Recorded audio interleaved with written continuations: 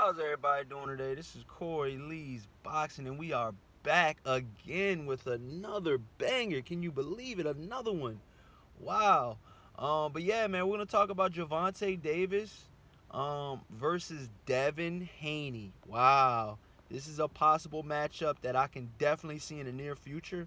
I see Devin Haney moving up more divisions than Gervonta Davis, win or lose or draw, because I feel like his frame is I just think I think Devin Haney will eventually, move up to possibly, junior middleweight. You know what I'm saying? 154.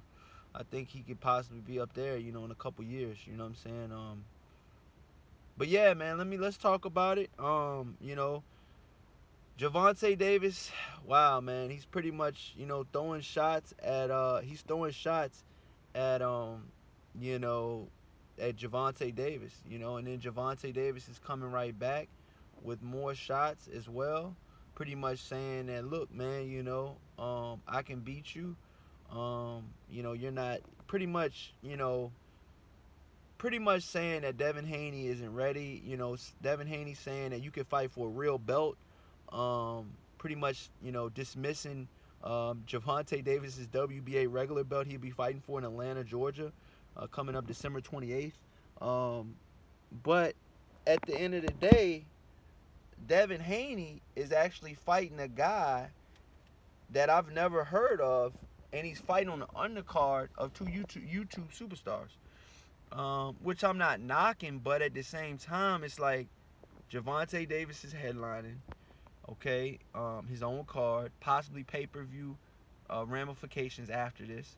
And then you got Devin Haney on the other hand, you know, fighting on the undercard of KSI or whatever versus Logan Paul 2, the rematch, which I think it'll do good, pretty good numbers, being that both of them have huge social media YouTube followers. I think they both have around maybe 10 million followers apiece, maybe five, but that's still a lot. Um, so yeah, it's gonna be a big exposure for the real boxers on the card, like Billy Joe Saunders and Devin Haney, and it's just an exposure type of fight, man. So I'm not knocking it, but at the same time, you know, Gervonta Davis is fighting Gamboa, and people know Gamboa brings it. You know what I mean? Is this the same Gamboa that we're gonna be seeing fighting versus Terrence Crawford? Hell no. But at the same time, does it have to be? No. He's fighting a guy, in my personal opinion, in Gervonta Davis, that at the time I think that Gervonta Davis is smaller than Terrence Crawford was at 135. But I still think that Gamboa's a small 135. You know what I'm saying? So, like I said, we'll see how that fight goes. I still got Gervonta Davis by brutal stoppage. I think Devin Haney will get a stoppage this week as well. This is a possible future matchup for the ages. I think that Devin Haney has his own promotional company. So does Gervonta Davis. But both of these guys are, on a collision course. And I think that right now, if I had to pick, I mean, which is, it could vary, from fight to fight, but right now I'm gonna go with Gervonta Davis just because of the pro experience that he has, which Devin Haney has a lot of experience, sparring pro guys and stuff like that. I'm not taking anything away from him, but the key factor in that fight is gonna be power, and let's see if Gervonta Davis's power, let's see if he still knocks guys out at 135, which I think he will. But let's see. You got to put up or shut up. Let's see. I think that Devin Haney is actually a little bit bigger than Gervonta Davis. But we'll see. We'll see. Gervonta Davis has a lot to prove at 135. This is gonna be his second or third time fighting for the WBA regular strap. Obviously, he fought at the WBA regular strap at 130. He's gonna be fighting for it at 135.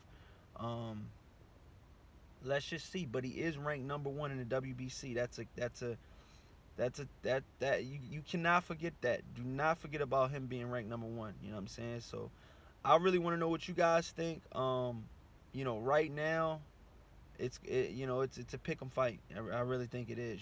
But in the next year or two, when these guys are, starting to get those, headline fights and those big names. I think we'll see a lot more out of these two guys. But right now they're just Twitter beefing. Right now they're just, Instagram thugging it. You know what I'm saying? But at the end of the day, you know what I'm saying? This is how you start that fight.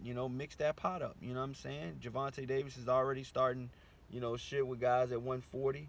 Like Josh Taylor, he's already starting Twitter stuff with Josh Taylor and a list of other guys. You know what I'm saying? But right now, I really think that this will be a good fight. I don't think it'll happen now. I don't think it'll happen next year, but I think it'll happen in the next 2 years. I think this fight, by 2021, I think we'll see this fight. You know what I'm saying? The next year and a half to 2 years, I think we could possibly see this fight. You know what I mean?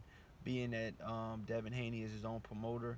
Well, pretty much he got his own promotional company and stuff like that. But he's with DAZN right now. Pretty much, the arch nemesis of PBC. And PBC is going strong, man, without the zone fighters. So let me know what you guys think in the comment section. Is it ice season for one of these fighters? Could one of these fighters possibly get iced by the other fighter? Let me know in the comment section. Please smash the hell out of that like button. These are 2 back-to-back videos. Show love, like, subscribe, and share. Follow me on Instagram at Corley Boxing. And until next time, you guys, peace out.